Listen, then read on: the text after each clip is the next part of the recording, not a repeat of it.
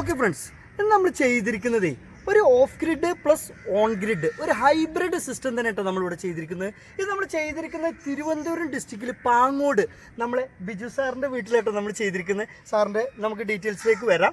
ഇവിടെ നമ്മൾ ചെയ്തിരിക്കുന്നത് 535 വാട്ടിൻ്റെ മോണോപെർക്ക് പ്ലസ് ഹാഫ് കട്ട് പാനലാണ് വെച്ചിരിക്കുന്നത്. ഇവരുടെ ഓഫ് ഗ്രിഡ് ചെയ്തതിൻ്റെ ഡീറ്റെയിൽസ് വീഡിയോ ഒക്കെ ഉണ്ടിട്ട് ഞാൻ ഐ ബട്ടണിലും അതുപോലെ ഡിസ്ക്രിപ്ഷനിലും ഞാൻ കൊടുക്കാം കേട്ടോ. അതുകൂടെ കാണാം. ഒരു 6-7 മാസം മുമ്പേ ഇവർക്ക് ചെയ്താണ്. ആർസെ കൂടുതലായിട്ട് കാണിക്കൊന്നും വേണ്ട, ഒരു ചെറിയ ഭാഗം ഒന്ന് കാണിച്ചു കൊടുക്കൂ.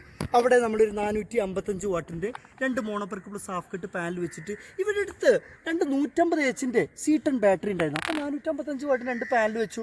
അവർക്ക് നമുക്ക് അവർ സാറിനോട് തന്നെ ചോദിക്കാം. ഒരു 6 മാസം മുമ്പേ ഇവർ ഒരു ഓഫ് ഗ്രിഡ് സിസ്റ്റം ചെയ്തതിന് ശേഷം സാറിന് എത്ര അന്ന് ബില്ലുണ്ടായിരുന്നു? 6000 ആയിരുന്നു ആദ്യം. പിന്നെ അത് കഴിഞ്ഞിട്ട് വെച്ചതിന് ശേഷം 2600-2900 റേഞ്ചിലാണ്. 6000-ന്റെ മുകളിൽ ബില്ലുണ്ടായിരുന്നത് 2000 സംതിങ് ഇവർക്ക് ബില്ലിലേക്ക് മാറി. അപ്പോൾ എന്താ വെച്ചാൽ നമുക്ക് ഒരു സ്ലാബ് ഇതിൽ ചേഞ്ച് ചെയ്യാം. കാരണം എന്താ വെച്ചാൽ നമുക്ക് ഒരുപാട് സ്ലാബ് നമുക്കൊരു 5, 6, 7 യൂണിറ്റിന് വരുന്നത് നമുക്ക് ഒരു 6000-7000 ഒക്കെ വരുന്നത് നമുക്കൊരു 2.5 kV ഓഫ് ഗ്രിഡ് വെച്ചാൽ തന്നെ നമുക്ക് 2000-3000 താഴേക്ക് നമുക്ക് ഡൗൺ ചെയ്യാം. ഇത് ഇവിടെ ഇവർക്ക് വെക്കാനുള്ള കാരണം നമ്മുടെ ബിജു സാറിന് പറയും. അപ്പം അത് 2 മാസമായി എടുത്തിട്ട് അപ്പോൾ എല്ലാം കൂടി 10,000 EV കാർ എടുത്തു അല്ലേ? ഓക്കെ. അതിനുശേഷം ഓഫ് ഗ്രിഡ് എന്ന് പറഞ്ഞാൽ നമ്മൾ ഓഫ് ഗ്രിഡ് 2.5 kVയിലൊന്നും നമ്മൾ EV കാർ ഒന്നും ചാർജ് ചെയ്യാൻ പറ്റില്ല കേട്ടോ. നമ്മൾ വീട്ടിലത്തെ fridge, washing machine, TV, light, fan, ഇത് നമുക്ക് ഈ 5 kW ഓൺ ഗ്രിഡ് നമ്മൾ ചെയ്തപ്പോൾ ഇവർക്ക് ഒരു 9,000-10,500 രൂപേനെ ബില്ലിനെ മാനേജ് ചെയ്യുക. ഇവരുടെ ഒരു ഹൈബ്രിഡ് സിസ്റ്റമാണ്.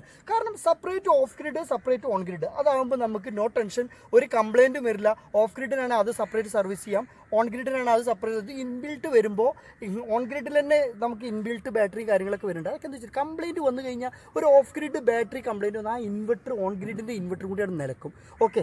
ഏതായാലും നമ്മൾ ചെയ്തിരിക്കുന്ന പാങ്ങോട് നമ്മൾ മിലിറ്ററി ക്യാമ്പിൻ്റെ അടുത്തല്ലേ? ഓക്കെ. നിങ്ങൾക്ക് EV കാർ വെച്ചിട്ട് ഇപ്പോൾ എത്ര ലാസ്റ്റ് ബില്ല് എന്ന് പറഞ്ഞു?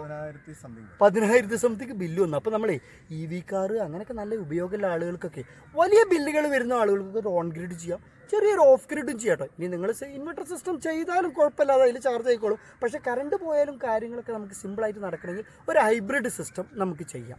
അപ്പോൾ ഇവിടെ നമ്മൾ ഷീറ്റിൻ്റെ ഭാഗത്താട്ടോ നമ്മൾ ചെയ്തിരിക്കുന്നത്, മുകളിലാണ് ചെയ്തിരിക്കുന്നത്. ഓക്കെ. ഇനി ഞാൻ താഴെ ഭാഗങ്ങൾ മൊത്തമായിട്ട് കാണിക്കുന്ന ഒട്ടനവധി വീഡിയോകൾ തന്നെ നമ്മുടെ നാസിൻഫോ യൂട്യൂബ് ചാനൽ നിങ്ങൾക്ക് കാണാമല്ലോ. ഇനി ഞാൻ ഇങ്ങനെ ഒരുപാട് കാണിച്ചിട്ട് നിങ്ങളെ ബുദ്ധിമുട്ടിക്കേണ്ട ആവശ്യമില്ലല്ലോ. ഇനി താഴെ ഭാഗം നമ്മൾ ഈ മെഷീനും കാര്യങ്ങളൊക്കെ കാണിച്ചിട്ട് നമുക്ക് വീഡിയോ അവസാനിപ്പിക്കാം.